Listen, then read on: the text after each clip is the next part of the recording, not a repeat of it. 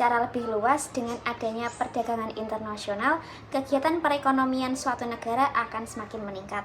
Penyerapan tenaga kerja dalam berbagai sektor akan semakin banyak dan akan meningkatkan kemakmuran bagi suatu negara. Ekspor merupakan contoh dari kegiatan perdagangan internasional. Pertumbuhan suatu negara dapat dipengaruhi oleh naik turunnya nilai ekspor. Dalam jangka waktu panjang, kegiatan ekspor akan menumbuhkan industri dalam negeri yang lama-kelamaan akan meningkatkan pertumbuhan ekonomi melalui tambahan devisa sebagai dari akibat adanya kegiatan ekspor. Landasan teori. Menurut Astuti Purmawati 2013 dan Sri Fatmawati 2013, ekspor adalah kegiatan menjual barang atau jasa dari daerah pabean sesuai peraturan dan undang-undang yang berlaku. Daerah pabean yang dimaksud adalah seluruh wilayah nasional suatu negara, di mana dipungut bea masuk dan bea keluar untuk semua barang-barang yang melewati wilayah tersebut. Menurut Amir 2004, ekspor adalah upaya melakukan penjualan komoditas yang kita miliki kepada bangsa lain atau negara lain dengan mengharapkan pembayaran dalam valuta asing, serta melakukan komoditi dengan memakai bahasa asing. Menurut Peraturan Pemerintah Republik Indonesia Nomor 2 Tahun 2009, ekspor adalah kegiatan mengeluarkan barang dari daerah pabean. Yang dimaksud dengan daerah pabean adalah wilayah Republik Indonesia, yang meliputi wilayah darat, perairan, dan ruang udara di atasnya, serta tempat-tempat tertentu di zona ekonomi eksklusif dan landasan kontinen dengan memenuhi ketentuan dan peraturan yang berlaku.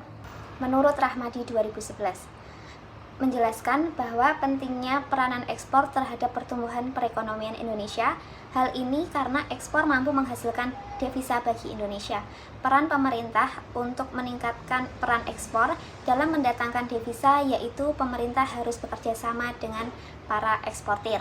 Pemerintah berperan mendorong pendapatan dengan cara menciptakan sektor-sektor yang dapat bersaing dengan produk ekspor negara lain, sedangkan para eksportir memiliki peran di dalam mencari dan meningkatkan pasar untuk produk ekspor.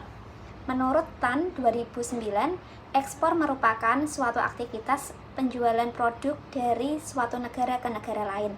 Jadi, pada dasarnya, tujuan ekspor untuk mendapatkan atau memperoleh devisa yang berupa mata uang asing yang digunakan dalam meningkatkan PDB, produk domestik bruto, dan pertumbuhan ekonomi. Ekspor adalah barang dan jasa yang dijual kepada penduduk negara lain ditambah dengan jasa-jasa yang diselenggarakan kepada penduduk negara tersebut berupa peningkatan kapal, permodalan, dan hal-hal lain yang membantu ekspor tersebut. Selanjutnya pembahasan pengertian ekspor. Ekspor adalah penjualan barang ke luar negeri dengan menggunakan sistem pembayaran, kualitas, kuantitas, dan syarat penjualan lainnya yang telah disetujui oleh pihak eksportir dan importir. Permintaan ekspor adalah jumlah barang atau jasa yang diminta untuk diekspor dari suatu negara ke negara lain. Selanjutnya ada manfaat dari kegiatan ekspor, ada 3. Yang pertama, memperluas pasar bagi produk Indonesia. Kegiatan ekspor merupakan salah satu cara untuk memasarkan produk Indonesia ke luar negeri. Misalnya, pakaian batik merupakan salah satu produk Indonesia yang mulai dikenal oleh masyarakat dunia. Apabila permintaan pakaian batik buatan Indonesia semakin meningkat, pendapatan para produsen batik semakin besar. Dengan demikian, kegiatan produksi batik di Indonesia akan semakin berkembang. Yang kedua, menambah devisa negara. Perdagangan antar negara memungkinkan eksportir Indonesia untuk menjual barang kepada masyarakat luar negeri. Transaksi ini dapat menambah penerimaan devisa negara. Dengan demikian, kekayaan negara bertambah karena devisa merupakan salah satu sumber penerimaan negara. Dan yang terakhir, memperluas lapangan kerja. Kegiatan ekspor akan membuka lapangan kerja bagi masyarakat. Dengan demikian, semakin luasnya pasar bagi produk Indonesia, kegiatan produksi di dalam negeri akan meningkat. Semakin banyak pula tenaga kerja yang dibutuhkan sehingga lapangan kerja semakin luas. Jenis ekspor itu dibagi menjadi 2, ada ekspor langsung dan ekspor tidak langsung. Ekspor langsung adalah cara menjual barang atau jasa melalui perantara atau eksportir yang berkembang di negara lain atau negara tujuan ekspor. Penjualan dilakukan melalui distributor dan perwakilan penjualan perusahaan. Untuk ekspor tidak langsung adalah teknik di mana barang dijual melalui perantara atau eksportir negara asal kemudian dijual oleh perantara tersebut melalui perusahaan manajemen ekspor dan perusahaan pengekspor. Nilai ekspor menurut negara tujuan pada tahun 2019 sampai tahun 2023. Pada benua Amerika 2019 sampai 2023 itu mengalami kenaikan harga. Pada benua Eropa tahun 2019 sampai tahun 2023 itu menaikkan harga juga. Di benua Asia dan Asia Timur Tengah pada tahun 2019 ke tahun 2020 itu mengalami penurunan harga. Namun tahun 2020 ke tahun 2021 mengalami kenaikan harga.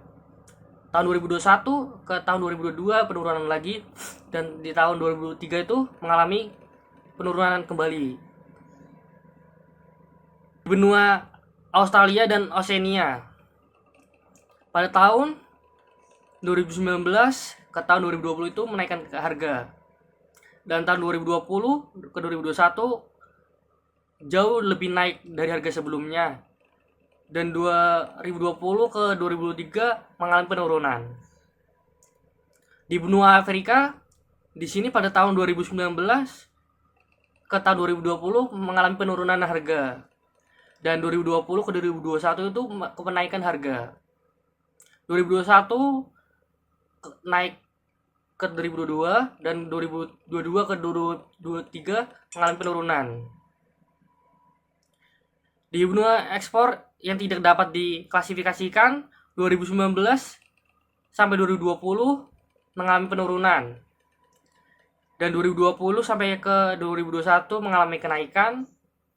2021 ke 2022 mengalami kenaikan juga, dan di tahun 2023 mengalami penurunan.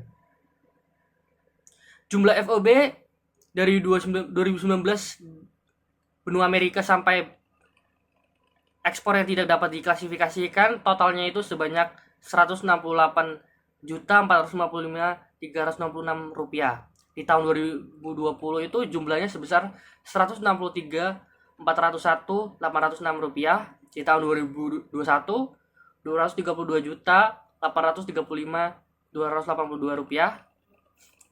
Di tahun 2022 292.538.140 rupiah. Di tahun 2023 25725.281 rupiah. Kesimpulannya adalah secara umum ekspor memberikan kontribusi positif pada pertumbuhan ekonomi dengan cara meningkatkan konsumsi, produksi, dan pembagian pendapatan yang lebih merata. Untuk mencapai pertumbuhan ekonomi yang berkelanjutan, tidak hanya fokus pada nilai ekspor dalam harga barang yang diekspor, tetapi juga pada peningkatan volume barang yang diekspor juga. Strategi yang efektif harus mencakup upaya untuk meningkatkan jumlah barang yang diekspor dan memperluas pasar di luar negeri.